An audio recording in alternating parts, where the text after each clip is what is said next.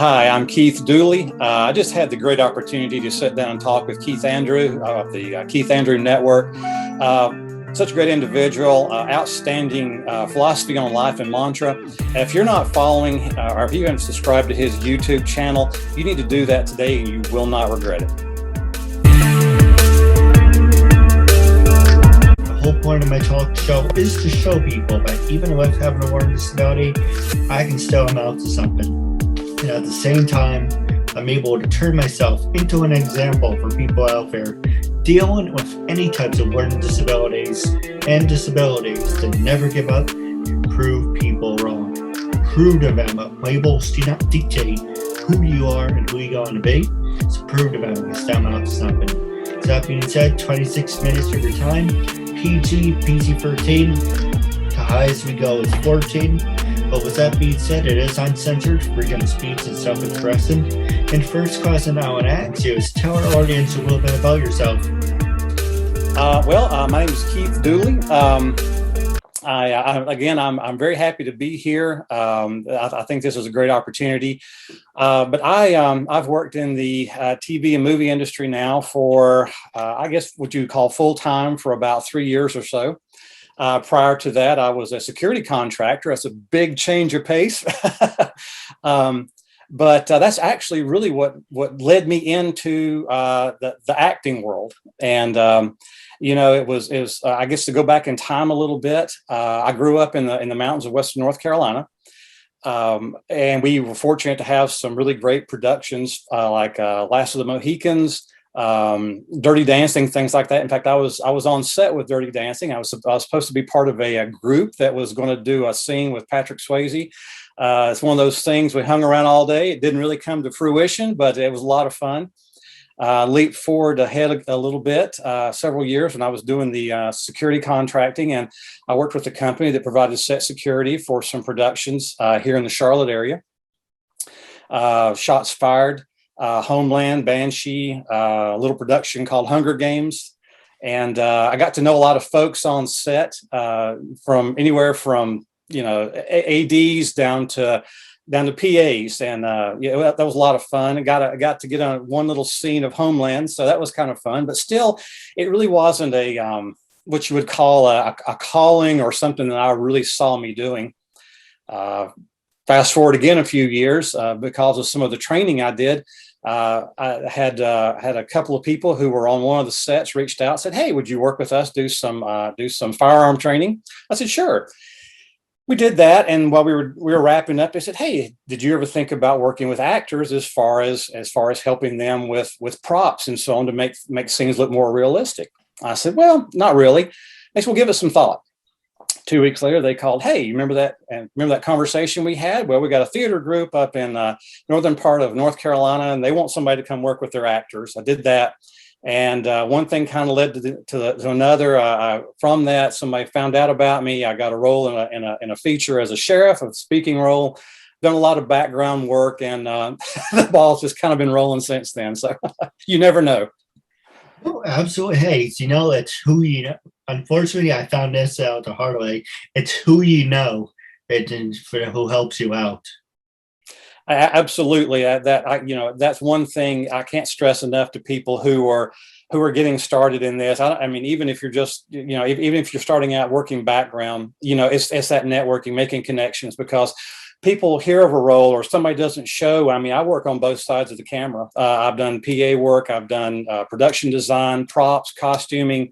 I've done some location. I've helped a little bit with talent as far as casting. And, somebody has a need and gets in a bind and say, "Hey, he's done this, or he could help out with this," or a role comes up. It's, "Oh, well, he plays that." I play a lot of military, law enforcement, and heavy security type stuff. Well, let's give him a call and see if he's interested or he wants to audition. And you're 100% right. Well, let's actually put you on the spot. If you had to size me up, do you think I would be good for any roles that you may be working on? Attitude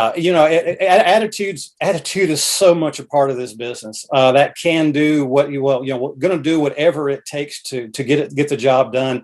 I've worked with some people who are just phenomenal talent, and they just really didn't seem to have maybe that that inner fire burning to do whatever they had to do to make it work in front or behind the camera. And, you know, I see that in you. You've got such a great philosophy. You know, you're not letting anything hold you back. And, you know, it's just like, you know, let's do this. And a lot of times that's what it takes. You know, the talent, sometimes talent only gets you so far. Sometimes that hard work and that ethic is what puts you over the top. So absolutely. No, you know, the thing is, what I always say to people is once it starts feeling like work, sorry about that, I just had an itch. Once it starts feeling like work and it's not fun anymore, so you have to go see, this is what I want to do to the day I die. So I find joy in it. It makes me happy, gets me excited to meet new people. Some people are nice, some people are not. Well, whatever, that comes with the job. But as long as you're enjoying yourself and you have the fire and the passion for it, you're doing the right thing. Once it starts becoming a becoming a job, and you know, you start to hate it, then it's like, it should be working out like this, working out that. Once you start with the negativity, it kind of snowballs. Right. And then it's kind of like, I don't want to ruin what I love doing.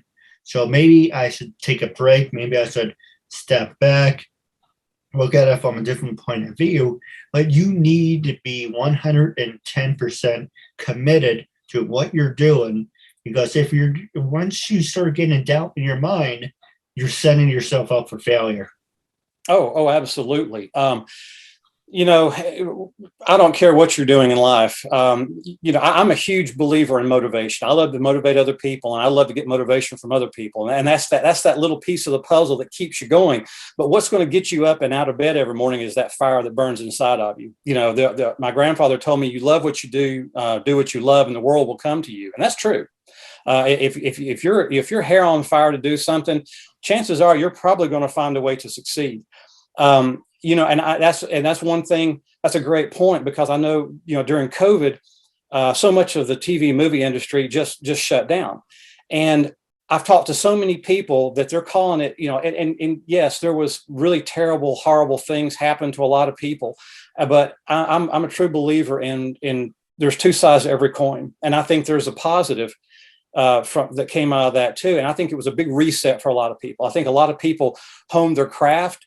They got back in the gym and they got in better shape. They connected with families, with loved ones, and they took more time and worked on acting lessons. And they really took time to find out, you know, before that things were clicking along and I kind of took it for granted.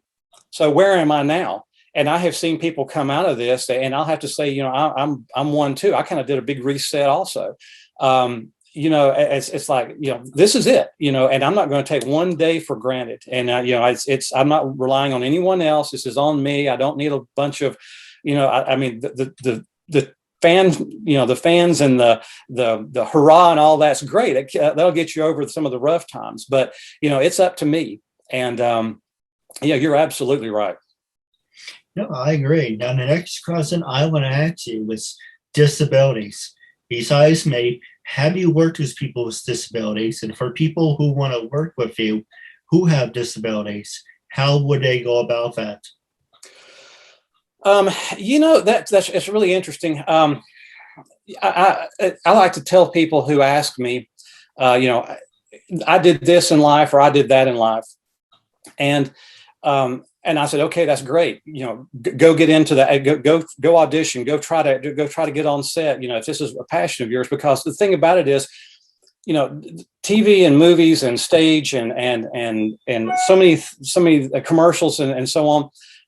That's life. You know, those are stories about life, and everybody has something that they're bringing that a production can use. You know, don't ever let a speech impediment or a learning disability or you know, if I mean, I know people who, I know one guy, he's a veteran, and he, you know, tragically lost a leg in Afghanistan. And he works a lot, because you would be surprised how many roles out there require for someone who is missing a limb. And I mean, and he just, you know, he travels all over the U.S. doing productions. So, you know, don't ever let that hold you back. You know, I know people who have anxiety disorder, and it's almost crippling. And I see them, screwing up their courage and walking out there, and even just being background to be around that many people and knowing that the camera is on them.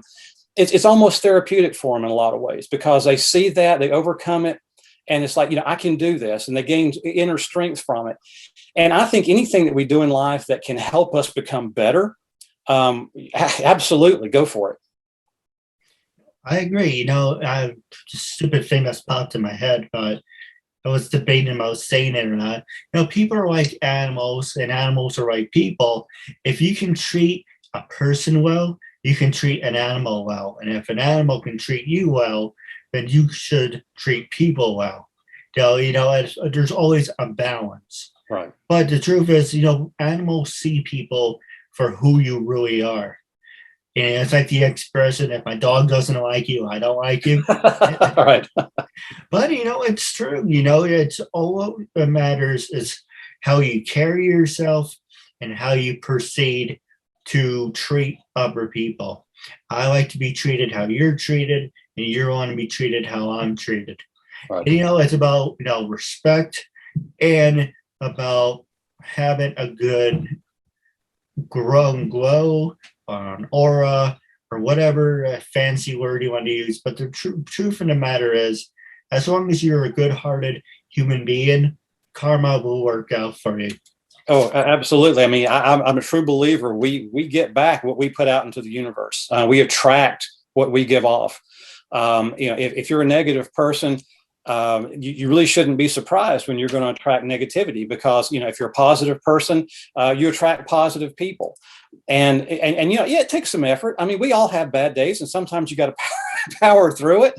But still, that effort pays off. So it comes back in so many different ways. And it doesn't really take a lot of effort to be kind, be nice to other people. There's an old saying, none of us are going to get out of this thing alive. So why don't we just all get along? It's true. Actually, that's very true.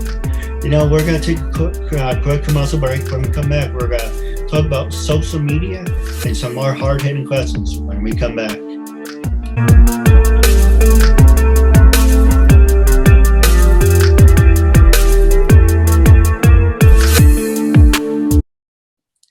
Now we're back from the commercial break. Now, the first question I want to ask you is, it's kind of funny. I should write this down. I have certain subjects I wrote on here, like tell me well about yourself. I have acting questions, questions about life, questions about self-awareness, deep conversations, life after death. But let me ask you something different.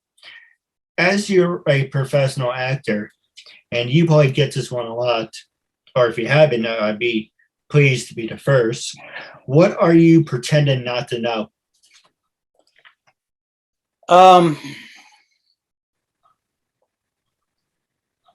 By your response, and that tells me I'm the first person ever asked that.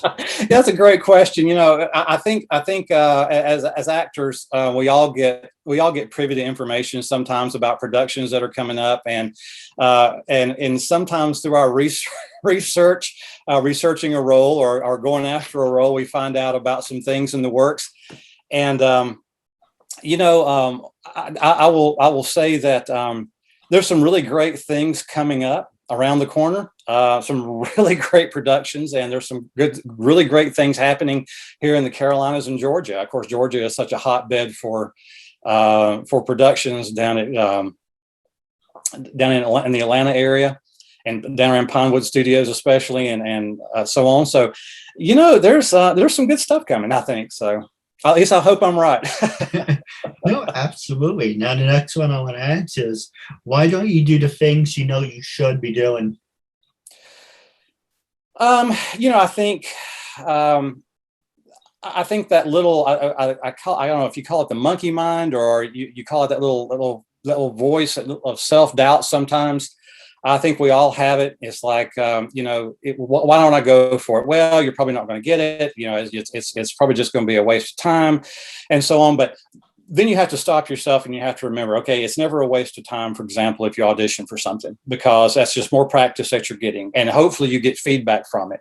Even if you don't get it, they say, hey, we thought you did pretty good, but think about doing this next time. So it's a learning experience and you get better. And, you know, the one thing about it is I guess this is one of those things that comes with age. If it's like John Wayne says, sometimes you just get on your horse and you do it anyway. And then on the backside, you find out that it wasn't quite as bad as you thought it was, or you found out that you grew from it. You know, if there's something that's kind of, I don't know, just for some reason you don't want to do it, power through it, because I guarantee you're probably going to do a good job at it, or at least competent. And you're going to find out that you can do things, and you're going to be better for it. What about this one? What are your values, and are you being true to them? My values, I'm kind of old school, I guess. The way I was raised, I grew up with my grandparents on a horse farm in the southern mountains of North Carolina. You know, I got up every morning and mucked stalls, and hard work. You value family. You cherish family. You still have those connections. People who are loyal to you, you're loyal to them. You're there for people when they need help. Sometimes they need distance, and you give them distance, but you try to always be there for them. I believe in hard work works. You put the effort in. It may not exactly turn out the way you want, but you're going to reap some kind of benefits from it. That's true. Now, with everything that you accomplished, actually, this is kind of like a two-parter. If you exceed all of your life goals, how would you feel? And do you think you have gotten to that point? I'll answer the second one first. No, I've got a long way to go. How would I? I guess I don't know. I don't know if I ever see myself getting to the point of reaching that point, because I think there's always something more to learn. I think you can always be better. I guess I'm one of those people that if I get a survey, it says on a scale of 1 to 10, how do you rate it? Well, I never really ever give a 10, because you can always do more. The experience can always be better. You can always learn more. You can always do more. So I don't think I'll probably ever get to that point. Again, my grandfather said, if you learn something new every day, you had a great day.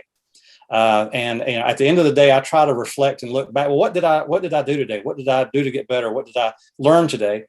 And I'm still learning. So I don't know if I'll ever get to that point.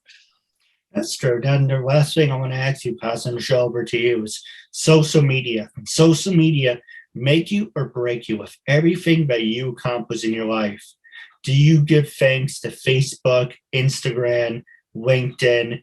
Do you have these platforms ever gave you any opportunity, or have you received any opportunity? And the other question is, should you be focused on today, or should you be focused on tomorrow? Social media, to me, I think is a two-edged sword. I think there's positives, and I think there's negatives. Of course, we all read about the dark side of social media, and especially some things that teens and younger can, or even older folks can end up getting into. There's scams, and there's all kinds of things. But having said that, it is a phenomenal networking tool. It gives us the opportunity to reach out and be really global. I've got friends from Europe, from Asia, from Africa, from Australia, and they're all in the industry, and I see what they're doing, and we interact. So I think it's a phenomenal tool. Yes, I have had people approach me through Instagram or through Facebook and say, hey, we've got this production, go check out this site to take a look at the roles and so on. So it's absolutely a tool. I think that we have to be careful It's like TikTok. There's a it's easy to get on TikTok and start scrolling, and you'll spend a few minutes, and next thing you look up and you've been on it for a half an hour, but or more. But it's in moderation, and I think it's a very useful tool. I'm not saying it's a have to, but I think it can be a very useful tool. I agree with you. Now, Pat, last question I want to actually pass the show over to you. When I first approached you to be a guest on my talk show, what was your honest first reaction? What made you say yes? And after being a guest, how do you feel now? And would you recommend it to every single person you know?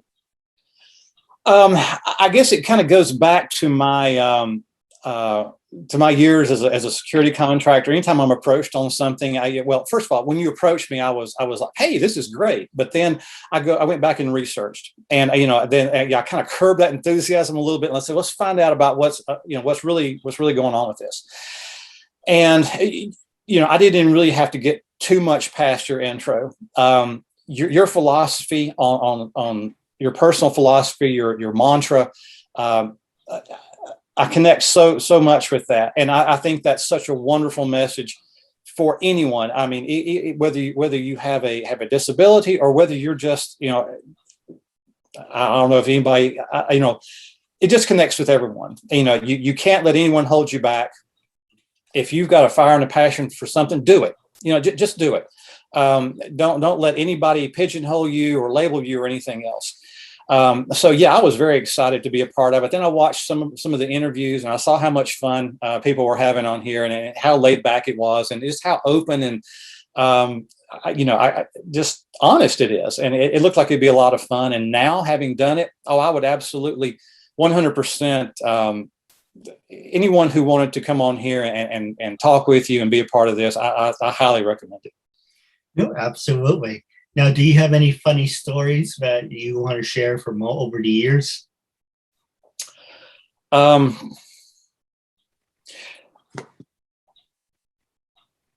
give you an example.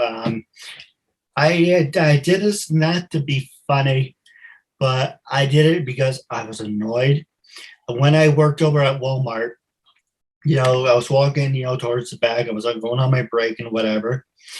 And this woman says, excuse me, I'm so sorry, my son's throwing up on the floor. And I'm like, okay. And so I said, I can take care of it. I wasn't personally going to clean it, but I was going to get someone to clean it up for me. So I went over to maintenance, and this guy who was an asshole, but he was a nice guy, but he comes across like an asshole. So if you don't tell him to do something, he won't do it. But then he will be there complaining. He totally talks like in third person. So I said, can you come with me when there's a problem in the bread aisle? With all the aisles the kid had to throw up in the bread aisle. And there's a kid throwing up in the bread aisle. They did like a Trump. They didn't call me over the PA system, so I'm not gonna do it. I went, fine. You want someone to call you over the PA system? He got me so fired up. I got on the phone on PA system. I hit the numbers, and I went, maintenance is needed in the bread aisle. Maintenance is needed in the bread aisle. And I should have left it at that, but I just said, you know what? What's the worst that can happen?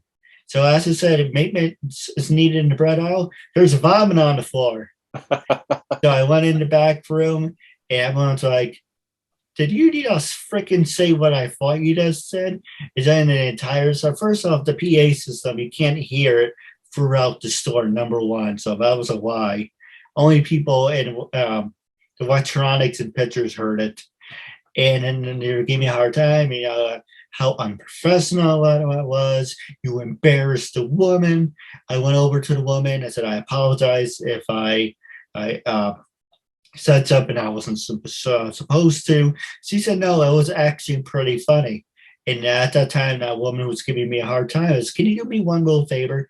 See that woman over there? The one that looks like I didn't say it, but I was thinking the one that looks like she has a stick up her butt. Can you tell her what you just said to me? And she walked over. It's like, he didn't do anything wrong. He was being honest, and it's fine. okay, oh, that's what you said, okay. But then the day I found out I was banned from using PA system. But it's if I ask you the first time, and I know my brother and my parents get annoyed at me because they constantly have to repeat themselves to me because I don't listen.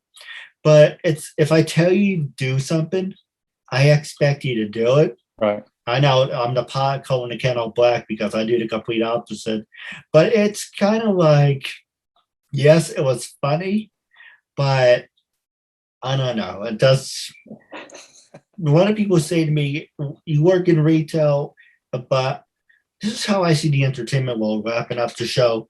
Regardless if I become rich and famous, I'm still going to work in retail because first off, you need funny stories to tell, number one. And number two, you should never change who you are, and you should be the same person of who you are. I'm sorry about that. Try and turn the stupid thing off. A lot of people forget we all start at the same point in life. It does because you're rich and famous or you have more money and more beautiful women around you. That doesn't mean you're a better human being than I am, but we all start at a certain point. But I do have a couple questions for you wrapping up. Okay. Do you have anything you want to say to the fans and listeners while we're wrapping up? If there's something you want to do it. And everybody's not going to agree with you. Everybody's not going to support you. Everybody's not even going to support you when you have some success. But that's not where you need to be looking. You need to keep your own agenda, and you need to keep track of where you are, even if you have to write it down. What am I going to do this week, and what am I going to do next week, next month, next year, 5 years from now? The old 5-year plan. Just go do it. And the other thing is surround yourself with a good circle of people. It doesn't have to be a big circle. It can be, my personal circle of people who are in the industry is very small, but we're very supportive of each other, through thick and thin. We get up, we get down, we have issues, we have hardships professionally, personally, whatever, and we're there for each other. So that's very important. That's one of the biggest, I guess, necessities almost, is get that good close group around you, and they'll see you through so many things. No, absolutely. I'll wrap up the show. Everyone, make sure to like and support the Keith Andrew Network. We're available on YouTube. Hit that bell icon. You'll be notified when brand new episodes are available. Wrapping up, it was an honor and privilege having you as a guest, and I'm looking forward to part 2. And as I always say to our guests, catch you later, and until we meet again,